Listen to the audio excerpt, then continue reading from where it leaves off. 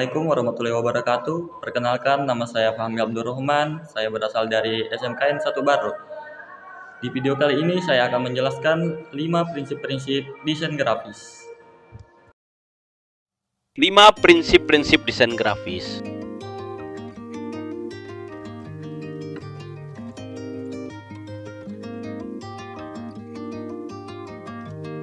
Komposisi. Merancang atau mendesain pada dasarnya adalah hasil penyusunan pengalaman visual dan emosional dengan memperhatikan elemen-elemen dan prinsip-prinsip desain yang dituangkan dalam satu kesatuan komposisi yang mantap. Komposisi, composition, combiner, asal kata dari bahasa Latin yang artinya penggabungan dari banyak bagian menjadi suatu bentuk yang serasi.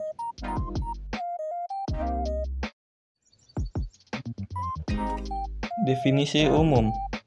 Suatu susunan unsur desain yang digunakan dalam perencanaan komposisi yang ditata atau di layout secara serasi atau harmoni dengan berlandasan prinsip-prinsip desain sehingga tercapai kesatuan antara unsur-unsur desain. Total organization. Komposisi sebagai pedoman dasar atau arahan umum atau wacana. Berpikir awal ini mampu mencapai rancangan bentuk abstrak, alamiah, monoobjektif, ornamental, ataupun struktural. Dalam menyusun unsur-unsur untuk membuat suatu karya, rancang harus mengetahui atau memperhatikan 4 dasar pokok prinsip seni dan desain berikut ini. Prinsip-prinsip ini patut dipahami untuk mendapatkan satu pandangan yang efektif, tepat guna terhadap suatu karya seni atau desain. Yang kedua, keseimbangan atau balance. Keseimbangan dapat dicapai dengan menampilkan unsur-unsur desain seperti bentuk dan ukuran, warna, tekstur, dan sebagainya agar unsur-unsur yang ada dikomposisikan dengan serasi, sepadan, dan memberi kesan mantap serta tepat pada tempatnya. Secara garis besar, sifat keseimbangan dibagi menjadi 2 macam, yaitu 1. Keseimbangan nyata, formal atau balance. 2. Keseimbangan tak nyata, informal balance. Dalam ilmu dasar desain, bentuk keseimbangan terbagi 2 macam, yaitu simetris dan asimetris. Prinsip dasar bila mana pada 2 sisi terdapat benda dengan berat dan jarak yang sama terhadap sumbu khayal atau maya. Pada kedua belah sisi dari sumbu khayal tersebut tampak seolah-olah berbobot sama.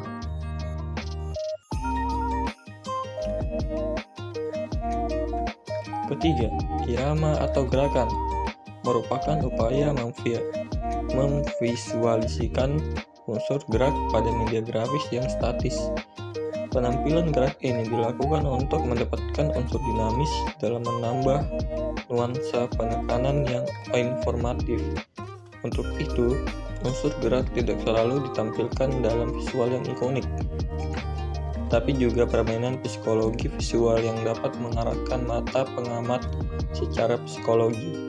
Mata manusia akan mengarah dari unsur warna yang gelap ke terang, dan dari area yang kompleks ke area yang sederhana.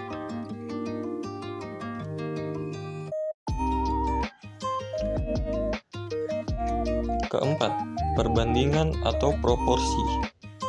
Suatu bandingan antara suatu unsur atau materi yang satu dengan yang lain berhubungan dengan ukuran dan bentuk bidang yang akan disusun untuk menunjukkan ukuran perbandingan bagian-bagian atau keseluruhan antara serangkaian unsur yang dikomposisikan. Perbandingan merupakan salah satu prinsip yang menentukan baik tidaknya suatu komposisi atau struktur atau susunan, dan seterusnya dalam menunjukkan bentuk. Bisa merupakan perbandingan ukuran, perbandingan posisi, ataupun perbandingan ruang atau space yang berrealisasi dengan suatu ukuran, panjang, lebar, dan tinggi. Golden ratio adalah sebuah perbandingan satuan ukuran yang banyak dipakai dalam membuat sebuah karya seni dan grafis. Perbandingan ukuran ini dapat ditemukan dengan mengukur pembagian lingkar sebuah kerang sehingga dipakai sebagai patokan ukuran proporsi yang sempurna. Seperti halnya ilustrasi Vitruvian Man milik Leonardo da Vinci.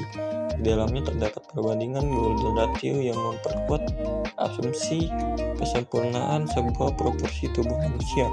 Saat ini perbandingan satuan ukuran yang proporsional ini banyak dipakai oleh para pencipta seni, terutama yang terkait dengan pendekatan estetika manusia.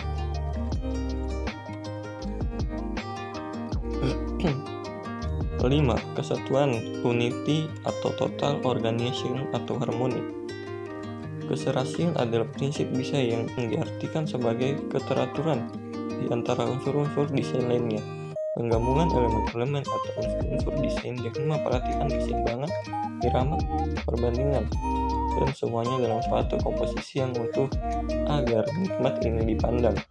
Semua hal yang membentuk suatu rancangan harus ada hubungannya satu sama lain dengan seluruh rancangan, sehingga memberi kesan menjadi satu hubungan atau ikatan antara unsur-unsur yang satu dengan yang lainnya, sebagai suatu bentuk yang dapat dipisahkan.